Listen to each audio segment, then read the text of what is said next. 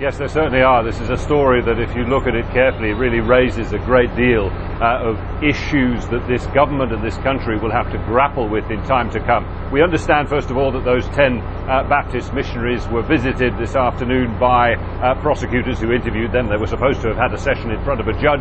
Not clear whether that has happened yet, nor whether any decision has been taken to deport them to the United States, as has been suggested by, amongst others, the Prime Minister Jean-Max Bellerive, who referred to them as kidnappers. But beneath it all, you look at it all the way from the beginning of the earthquake, this scenario began perhaps with the collapse of the prison system here, the prisons in rubble, convicted criminals set loose on the streets with fears that, among other crimes, the long-standing crime of child trafficking would see a big resurgence, and that led to increased scrutiny, perhaps at border points where these 10 Baptist missionaries were arrested with their busload of 33 children without any paperwork to show for them. But bear in mind, of course, they would have been crossing that border quite openly. So efforts underway to try and halt the transport of children across borders. And of course, this presents the government now with the possibility that they will have to put on a trial. And they realize that that's going to be incredibly difficult, because the judicial system, the infrastructure, lies in rubble. The courthouse has literally collapsed.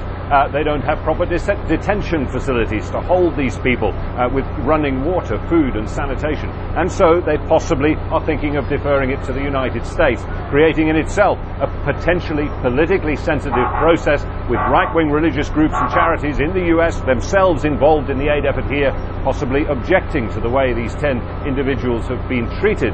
And all the while, of course, the situation in the camps persists. Hundreds of thousands living in dreadful conditions, and among them countless children who will continue to be vulnerable despite the best efforts of agencies, local and international, to protect them here. And it all raises very disturbing questions about this country's ability in the short to medium term to return to any semblance of law and order, quite apart from all the other problems, of course, that it faces.